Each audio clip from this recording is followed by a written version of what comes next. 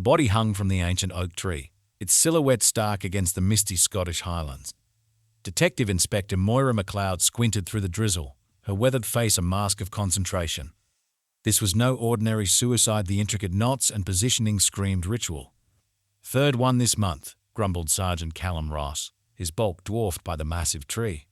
"Same markings, same rope." He pointed to the victim's bare chest, where a complex symbol had been carved post-mortem. Moira nodded grimly. The sleepy town of Inverlochie hadn't seen a murder in decades, let alone a potential serial killer. As she approached the body, a chill ran down her spine that had nothing to do with the Highland chill. The victim was young, maybe early 20s. Olive skin, dark hair, definitely not a local. Moira's mind raced. What brought him to this remote corner of Scotland, and why was he chosen? A flash of white caught her eye. Tucked into the victim's clenched fist was a scrap of paper. Moira carefully extracted it, her breath catching as she read the spidery handwriting. "The old gods are waking. 3 more will fall before Samhain." Callum peered over her shoulder. "Samhain? That's Halloween, right? Bit dramatic for a killer's calling card." Moira didn't respond, her eyes fixed on the horizon where the ruins of Inverlochie Castle loomed. The ancient stronghold had always given her the creeps, but now it seemed to pulse with malevolent energy. Back at the station, Moira pored over the case files. The first victim had been a backpacker from Australia, the second a London businessman. No apparent connection, aside from being outsiders, and now this third body. Her phone buzzed a text from Dr. Fiona Lamont, the local historian. "Found something. Come quick." Moira grabbed her coat, a tendril of unease coiling in her stomach. Fiona's cottage was a cluttered sanctuary of books and artifacts. The bespectacled academic was practically vibrating with excitement. "Look at this," she said, pointing to an ancient manuscript. The yellowed page showed a crude drawing of the same symbol carved into the victims. Beneath it, faded Latin text. Moira leaned closer, struggling to translate. "Sacrifice. Vessels. Rebirth." Fiona nodded eagerly. "It's a summoning ritual. The old Celtic gods demanded blood sacrifices. This particular one." She hesitated. "It's said to bring about the end of the world." Moira's skepticism must have shown, because Fiona quickly added, "I'm not saying I believe it, but someone clearly does. And they're willing to kill for it." As if on cue, Moira's phone rang. Callum's voice was tight with urgency.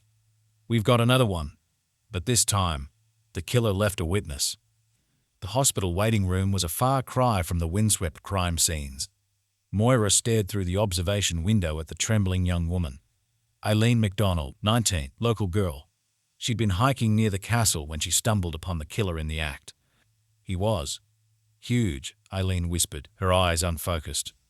Wearing some kind of mask, like an animal skull, and he was chanting in a language I didn't understand. Moira leaned forward. "Did you see his face? Anything that could help us identify him?" Eileen shook her head. "It all happened so fast, but—" She hesitated. There was something familiar about him, the way he moved, like I'd seen him before. A knock at the door interrupted them. Callum entered, his face ashen. "You need to see this," he said, holding out his phone. The grainy security footage showed a cloaked figure slipping into the hospital. As it turned towards the camera, Moira's blood ran cold.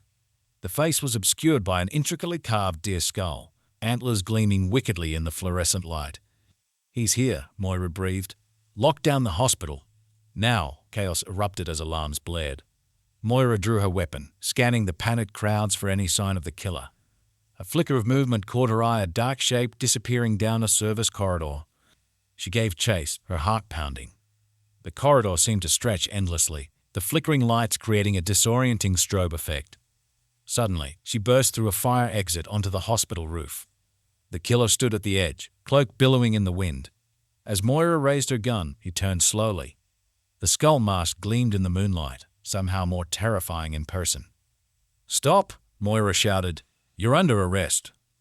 A low chuckle emanated from behind the mask. When the killer spoke, his voice was distorted, inhuman. "You cannot stop what has already begun, detective. The old ways will return." Before Moira could react, the figure stepped backwards off the roof. She rushed to the edge, expecting to see a broken body on the pavement below. Instead, there was nothing but swirling mist. Back at the station, Moira stared at the evidence board, her mind reeling. 5 victims now, each matching the ritual described in Fiona's ancient text, and a killer who seemed to vanish into thin air. Callum entered, carrying a stack of files. "I think I found a connection between the victims," he said. "They all had ancestors from Mythology, going back centuries." Moira's eyes widened. They weren't random targets. They were chosen. She grabbed her coat. "We need to go back to the castle. Now." The ruins of Inverlochi Castle loomed before them, shrouded in mist. As they approached, Moira felt a strange heaviness in the air, like the weight of centuries pressing down. Inside, their flashlights illuminated crumbling stone walls covered in twisted vines. Moira's foot caught on something, a hidden trapdoor. "Callum, help me with this." They descended into darkness, the air growing thick and stale. The beam of Moira's flashlight revealed ancient symbols carved into the walls, matching those found on the victims. A low chanting echoed from deeper within the tunnels. Moira signaled Callum to be quiet as they crept forward. The passage opened into a vast underground chamber, illuminated by flickering torchlight. In the center stood the killer, still wearing the deer skull mask. Before him, tied to an altar, was a terrified young man, the next intended victim. The chanting grew louder as the killer raised a wicked-looking dagger. "Police, drop the weapon," Moira shouted, her voice echoing off the stone walls. The killer turned, but instead of surrendering, he plunged the dagger into his own chest. As he fell, the mask clattered to the ground, revealing a face Moira knew all too well. "Fiona?" she gasped, recognizing the local historian. The dying woman's eyes gleamed with fanatical fervor. "You're too late," she wheezed. "The sacrifice is complete. They're coming." A tremor shook the chamber, dust raining down from the ceiling. The altar began to glow with an otherworldly light. Moira grabbed the intended victim, dragging him towards the exit as the rumbling intensified. They emerged from the castle just as it collapsed in on itself, centuries of stone crumbling into dust. Moira stared at the destruction, her mind struggling to process what she'd witnessed. Callum joined her, his face pale. "What? What just happened?" Moira shook her head, her eyes fixed on the horizon where storm clouds were gathering with unnatural speed. "I don't know," she said softly, "but I have a feeling we're about to find out." In the distance, the inhuman howl rose above the wind. Something ancient and terrible had awakened, and Moira knew with grim certainty that her work was far from over. The real battle was just beginning. As emergency vehicles arrived on the scene, Moira's phone buzzed with an incoming call. The caller ID read unknown, but she answered anyway, her instincts on high alert. A distorted voice crackled through the speaker. "Well done, detective. You've passed the first test, but this is only the beginning." The line went dead. Moira stared at the phone, a chill running down her spine. Whoever or whatever was behind this, it was clear that Fiona had been just a pawn in a much larger game. And now, it seemed, Moira herself had been drawn into the twisted plot. She looked out over the misty highlands, where shadows seemed to move with a life of their own. The old gods might be waking, but Moira MacLeod was ready for the fight of her life. Whatever came next, she would face it head-on, armed with her wits, her courage, and the determination to uncover the truth, no matter how dark it might be. As night fell over Inverlochi, an ancient evil stirred, and in the heart of the storm, a battle between good and evil was about to begin. The following days were a blur of activity. Moira barely slept, dividing her time between interrogating the rescued victim, poring over ancient texts, and fending off increasingly probing questions from her superiors. The young man, Ewan, remembered little of his ordeal, but his nightmares spoke volumes. Callum threw himself into researching the history of Inverlochi, uncovering a web of dark legends and unexplained disappearances stretching back centuries. Each discovery seemed to raise more questions than answers. A week after the incident at the castle, Moira received another cryptic call. "Seek the standing stones at midnight," the distorted voice instructed before hanging up. Despite her better judgment, Moira knew she had to go. The ancient stone circle loomed out of the mist as Moira approached, her hand resting uneasily on her sidearm.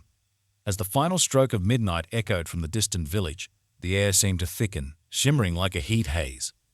A figure materialized within the circle, not the deer-skulled killer, but a woman in flowing robes that seemed to shift and change color with each movement. Her ageless face held both beauty and terror. "You stand at a crossroads, Moira MacLeod," the woman intoned, her voice resonating with otherworldly power. The veil between worlds grows thin, and ancient forces seek to reclaim what was once theirs. Moira struggled to find her voice. "Who are you? What do you want?" The woman's smile was cold as midwinter. "I am she who was forgotten, guardian of the old ways. And you, child of the new world, have been chosen as our instrument." Before Moira could respond, the woman dissolved into mist. At her feet lay a small, intricately carved stone, thrumming with energy. As Moira reached for it, visions flashed through her mind: bloodshed, rituals, creatures beyond imagination. She stumbled back to her car, the stone clutched tightly in her fist.